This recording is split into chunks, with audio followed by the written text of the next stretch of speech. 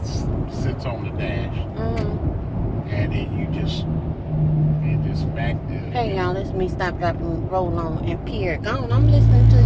Hey. A magnet thing that fits on the back of the phone, and then they just come together. But the thing is, it still jiggles when you.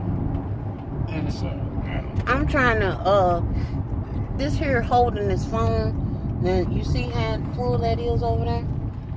I've seen worse. What? Of course you've seen worse. Yeah, it's But not bad. anyway, one of the places where sometimes I will go and eat breakfast, we going back, and Pierre can't stand it. He, no, go ahead on and get your laugh on. Oh, right. You feeling it? Anyway, I'm doing it for now. Anyway, what the deal is he says that the coffee is cold. Pierre wants coffee. Actually, how he wants it is he wants the, you know how that on the cartoons and stuff, how people have stuff in black pots and stuff, and the stuff be bubbling on the top. Pierre want coffee like that. Coffee that you got to go to the doctor after you drink it. Hot like that. And I don't know any other way to get coffee that hot unless you just got your mouth under the spigot, or you just get a Keurig and just let it pour straight down in your mouth and put your head under the spout. I like hot coffee.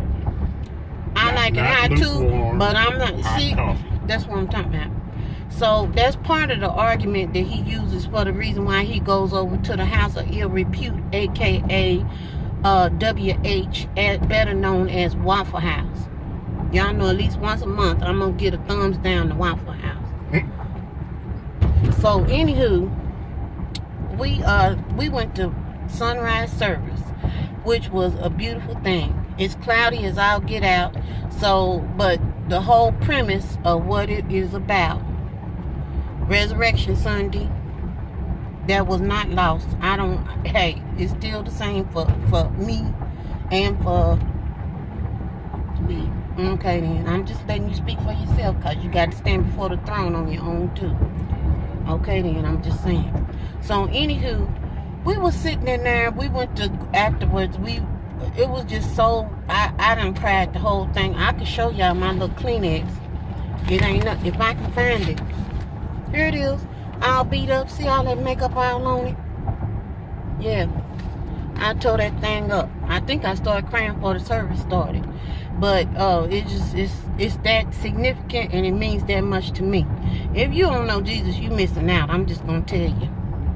So anywho, we were sitting up there, and we were talking, and afterwards we was waiting on the coffee, and I was just thinking about, you know, Easter when we were kids, and I was asking Pierre, did they have Peeps and stuff, like that little Peeps candy that everybody seemed to be obsessed with? Was he out there?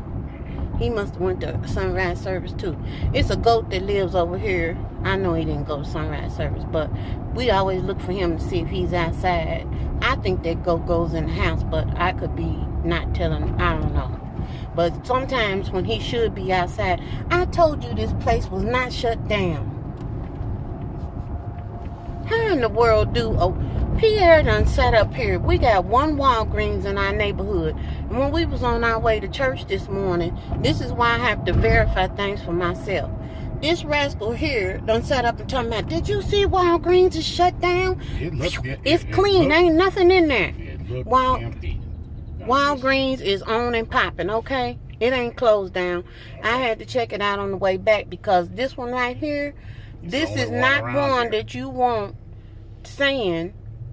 This ain't the one you want out in the street proclaiming, you know, like in the British colonies where they had the town crier.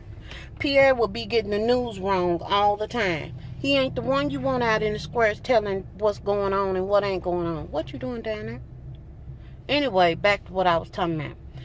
I asked him about, like, when they had Easter baskets and stuff, how did they come up on their Easter baskets? Pierre said they boiled eggs, which most brown kids in America and non-brown children as well, boiled eggs with all that Paz dye and all that razzle-dazzle. The other thing that we did that was probably unsafe and unsanitary, and you need to raise your hands up and thank the Lord for, was that them eggs stayed out on that table for how many days past Easter? Am I lying? Didn't the egg stay out? Yeah. Okay. It wasn't just in my house. All across America, them eggs stayed out on that table. Now that is something else that you able to raise your hand and testify and tell the Lord, thank you for keeping you. For real though. Because now you can't leave an egg out on the counter for 2 minutes without fear and risk of salmonella and some other things. Listeria and all this other stuff. I don't think listeria is from eggs. I think that's mainly dairy stuff. But never mind, I'm not getting ready to get into the logistics of all that. I'm just saying that we have done a whole bunch of stuff. And there's some people that's still doing some things, aka, hello. You know who I'm talking about, don't you? You know what I'm talking about too, don't you? It was in the pot when we went on that last visit. Them two things in the pot that shouldn't have been together. Oh. Hello. Go ahead on the last. Go. I ain't never seen that. Me neither, but in the name, I'm just trying to tell you, God is a keeper, okay? And Jesus is for real, y'all. Because that right there, one thing they did, I had to just put my foot down and just say no. Because they was doing some stuff with some, supposed to getting ready to make some giblet gravy. This was at Thanksgiving time. And I told them, that's called, it's some Bible verse or some kind of word. This man said something about death in the pot. You ain't it? I don't remember that. It's something about, well, no, basically, I think it was when, like, you know how the king always had a taster?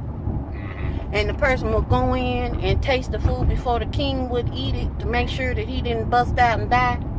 Okay, and I think one of the declarations or something they would make would be if the person fell over dead, you know, the food in the pot was bad. Okay then? I think I'm correct in saying that. But anyway, that's all I could see glaze across my eyes. When they was working on that gravy, I was like, my stuff would be gravy free today. I ain't got to have it. I'll eat it dry. And so all that got scrapped. Am I lying? Yes. I am lying? Oh, no. Okay, I was going to say, wait a minute, whoa. Let's pull a call over and have a talk. But anyway, y'all, I am telling you, we was sitting up at the table and I was asking Pierre, I'm like, well, did y'all have this kind of candy? And he said, yeah. Okay, some stuff that we had, they didn't have. But like we had Peeps and stuff. I don't know what the craze is with Peeps. Peeps just taste like yuck to me. But people like them little green and yellow. I can't tell if they rabbits or chickens. Are they rabbits and chickens? Chickens. Okay. You can get both. Okay. All I know is they nasty. And I don't care what color you pick, they all nasty. But if you get them pre-made Easter baskets, it's a given that a Peep was gonna be in it. Then we got to talk about chocolate candy. Because I'm trying to figure out, you know, if I'm trying to figure out still Pierre's and them socioeconomic status when they was growing up.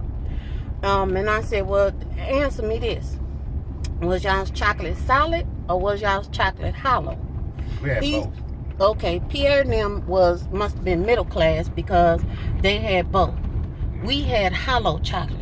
Now, we always thought that, now my aunt and uncle, the ones that's the same age as we are. Now, wait a minute. What do you mean by hollow? Now, when you bite the rabbit and ain't nothing in there but air. It's a shell. Like if you hold a rabbit long enough, the rabbit collapse in your hand. That's what I mean. We had cream filled. And then we had solid. See, so y'all wasn't middle class. Y'all was upper class. Well, whatever. Because we thought people was rich that had, solid chocolate. Before you pull in there, just stop here because otherwise it's going to be black. So anyway, we sitting up here thinking, you know, we talking. For us, our chocolate was hollow. It wasn't on it. Ain't no holding it in your hand no long time. Or you just going to have a wad of brown in your hand. And you going to be licking your hand. We done did it. I'm not ashamed to tell it. That's hey. So, anyway, the next thing I asked Pierre was when I was younger, I used to get really irritated on Sunday. On Easter Sunday, to be exact. Not on Sunday, just on Easter Sunday. But I was unlearned. And the thing that brought it home to me was one year I was just really irritated, and I was talking to my mom. I was probably like in my 20s or something, so I tell y'all that was a long time ago. And I was just telling her about on Easter, it was just irritating because you had these places like you go to church and stuff, and then people that don't never come to church come to church. And then you go in there and you coming and you can't even get nowhere to sit at because, we got visitors. And so I'll never forget it. She said, well, the deal is that you already know Christ. And it's a high probability that the people that's coming don't. And so ain't it worth you not having a place to sit or being inconvenienced for that person to get to know what you already know? And when she told me that, I have never ever had a problem with what people would call the inconvenience of not being able to sit in your quote unquote seat.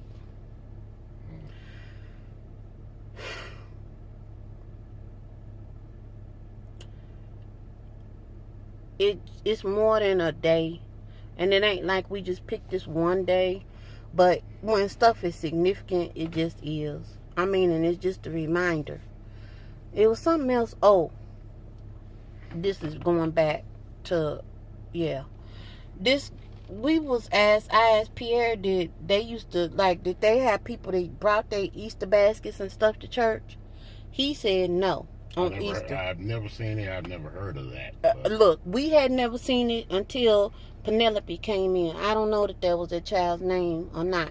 But her mama used to wear a really big wig. Ooh, that wig was big. It looked like about 3 wigs sewed together. It was really big. I'm not being funny. I mean, it was big. And she was original big hair. Yeah, and she was really an attractive woman, but them wigs was just... that's one of them people that got to be on the back row because you ain't gonna see around them, okay? Because of this up here. And then when they would come, which would be just really on Easter, she would wear these big hats. And, we knew they was coming. And they would always go on the front row. And that little girl would come in there, we called her Penelope, and she had these crinolines on, like what we would call a pimped out tutu, okay, a little dress with all these ruffles and stuff, kind of the Scarlett O'Hara-ish looking, but church style brought down, okay. And so they would go to the front, up on the front row, right up there up front, and that little girl would come in there with these Easter baskets. And back then, I don't know, you could buy an Easter basket, you could go all out. Even then, this Easter basket was every bit in grain of about 3 feet tall, y'all, and I'm not exaggerating, and filled to the hilt. Now, why they was bringing the Easter basket to church, I still have not understood that. And that's why that came in my mind this morning, and that's why I was asking Pierre, did he ever experience that? And he said no. So that might have been an isolated incident, but it happened every year. And then they just stopped coming when the little girl got bigger, because she was like maybe 6 or 7 years old. But we went through like 4 years of that, knowing they was coming. I don't know who they were, because I was a kid myself. But I know we just used to look at that Easter basket like, is that for real? You know how kids be doing, like, oh my gosh, look at that basket. Because our baskets did not compare to that child's baskets on no level. So, did y'all have people, that's the question of the day. Did people bring, what is the purpose? Did people bring baskets to church on Easter? Like, you dressed up in your Easter duds? Because it's been years since I bought clothes for Easter. I don't do stuff like that. I go right in my closet and get something and then put it on and go on about my business. That's not what we here for. But anywho, we just checking in, telling y'all happy Resurrection Sunday. He is risen for real though, okay? And if I done said it before, if you don't know Jesus, you missing out. You ain't got to give up nothing that you ain't gonna get something to replace it back, and it's gonna be so much better, okay? That's all I got to say. You got anything to add, man? Nope. Have a blessed day. Toodles. You got something to say? Toodles. He don't do toodles. Toodles.